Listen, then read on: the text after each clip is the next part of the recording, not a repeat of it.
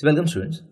In this question you're given that the double differentiation f double dash of x is equal to 6 times x minus 1 and y is equal to f of x passes through 2 comma 1 and the tangent at this point 2 comma 1 is y is equal to 3x minus 5. If that is so, what is the function f of x? Again, a very straightforward question. So f double dash of x is equal to 6 times x minus 1. This implies f dash of x is equal to 6 times x minus 1 whole square by 2 plus c. That is nothing but x minus 1 whole square 3 times plus c. Now f dash of x at the point 2 comma 1 is equal to 3 because the tangent is this. That means 3 is the slope of the tangent. Slope of the tangent is nothing but the value of f dash of x.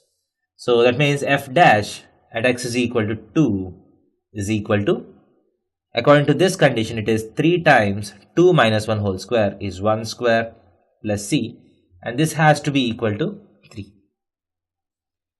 So this implies f of 2, which is equal to 3 plus c, has to be equal to 3. This implies c has to be equal to 0. So f dash of x has to be equal to 3 times x minus 1 whole square. This c has become 0. Now once you have f dash of x, what is f of x? F of x is the integration of this again.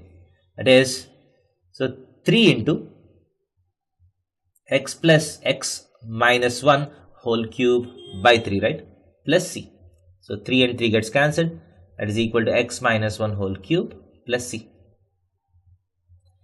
And to find this c, you can use the condition that 2 comma 1 lies on this curve. 2 comma 1 lies on this curve. That is, when x is equal to 2, y has to be equal to 1. So 1 has to be equal to 1 cube plus c. So this implies c is again equal to 0. C is again equal to 0. So f of x is equal to x minus 1 whole cube is the answer to this question. Thank you.